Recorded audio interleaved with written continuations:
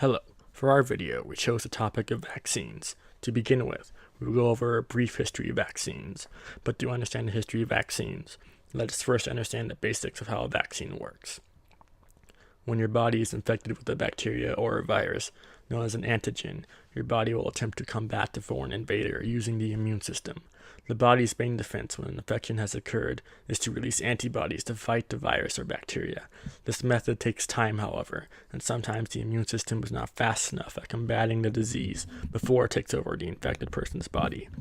This is where vaccines help. A vaccine is simply a dead or weakened version of an existing antigen, which is inserted into a person's body by a doctor. Due to the weakened nature of the antigen, it poses no threat to the host. However, the immune system in the body will still perceive it as a threat. Naturally, the host's body will begin to combat the antigen by producing antibodies to fight it. Since the antigen is practically dead already, the threat is easily taken down and the antibodies will break apart.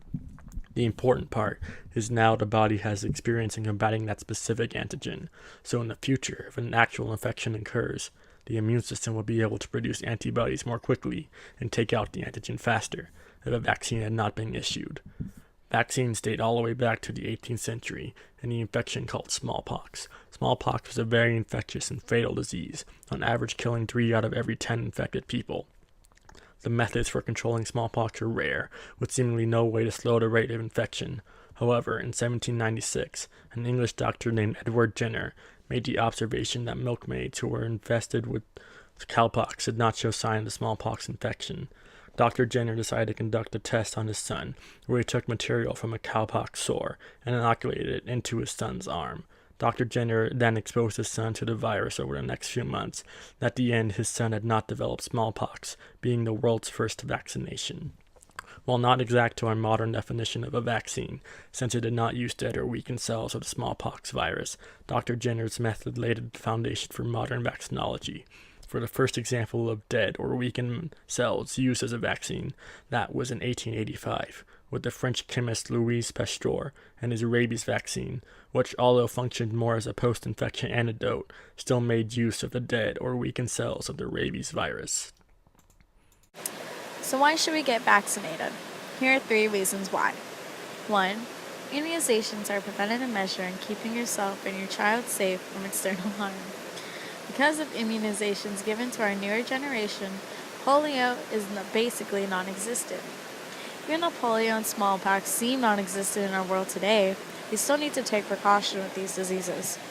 Some may argue that vaccinations can lead to disability or death. However, according to the Department of Health and Human Services, USA, vaccines can cause mild discomfort, such as pain, redness, or tenderness at the site of injection, which is nothing compared to the physical symptoms of the diseases vaccines are made for. 2. The most valuable thing is our time and money. Vaccines are an investment in our time and money. Our money is saved when it is covered by insurance and prevents any medical bills that could come with any sickness that could be prevented. Our time is also saved because it prevents the amount of time going to the doctor to check up on these preventable diseases. 3. It protects our generations. According to the National Vaccine Program Office, vaccines have reduced and in some cases eliminated many diseases that killed or severely disabled people just a few generations ago. If we continue vaccinating now and vaccinate completely, parents in the future may be able to trust that some diseases of today will no longer be around to harm their children in the future. Now, vaccinations seem only applicable to young children. However, it is for adults too. William Schaffner, president of the National Foundation for Infectious Diseases and chairman of the Department of Preventive Medicine at Vanderbilt University's School of Medicine in Nashville, stated that vaccinations are important for adults as it is for children. A few reasons why is that adults may no longer be protected.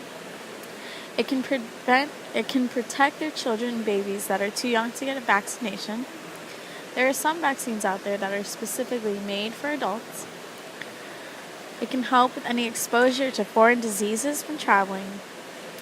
And it's no harm to get newly developed vaccines. Are your children vaccinated? Most public institutions, such as schools, require children to be vaccinated for specific viruses before they can be allowed to attend. Requirements are state specific for what schools require which vaccines, but children should generally be vaccinated with all that are available.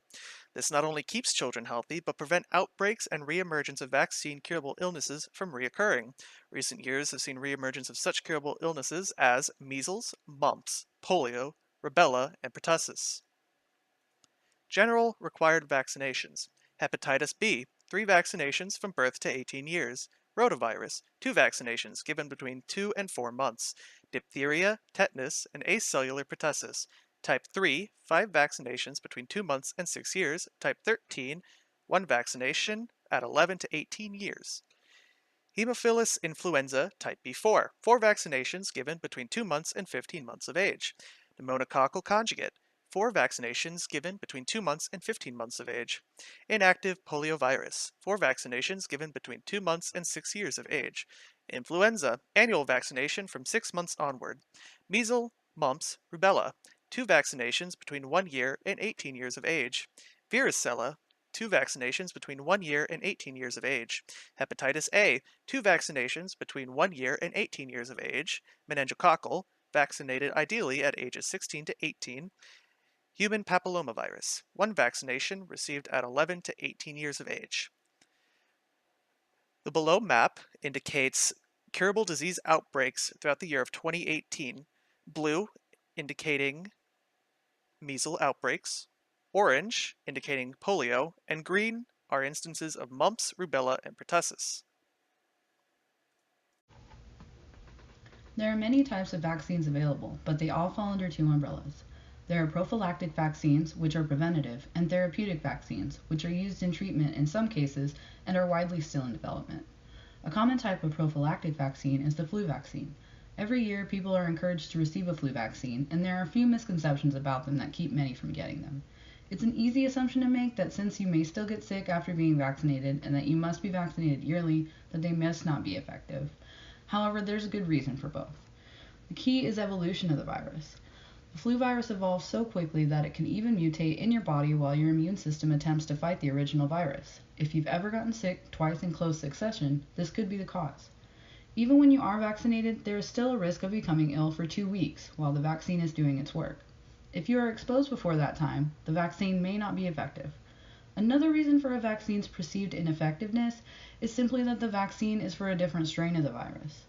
Most flu vaccines are formulated for what is most likely, and they don't cover every single strain. For the same reason, flu vaccines must be performed yearly. Over a year's time, the virus has evolved to the point where our immune systems will not recognize it fast enough anymore. The safest bet is to get vaccinated as soon as possible for the best chance of prevention. But why can't we vaccinate for any illness or disease? One reason that cancer, for example, has not been able to be prevented is because of the multitude of differences in the mutations of the cells. It would be extremely difficult to predict all possible outcomes. Additionally, cancer cells are different in that they are the body's own and thus are expertly camouflaged from the immune system. Similarly, autoimmune diseases such as AIDS, type 1 diabetes, and rheumatoid arthritis still don't have preventative vaccines because the immune system can't fight it. Vaccines trigger production of T and B cells. These are the cells that are fighting against the illnesses. For diabetes and rheumatoid, the immune system has malfunctioned. It doesn't produce enough T and B cells, so it can't fight the disease. AIDS is especially insidious in the way that it hides. It's completely undetected by the immune system because it hides in the body's DNA. In that case, vaccinations as we know them are impossible. If the immune system is compromised from a condition, disease, or even medication, the vaccination would simply administer the disease. So basically, if the immune system is compromised or outsmarted in any way, a vaccine is rendered ineffective.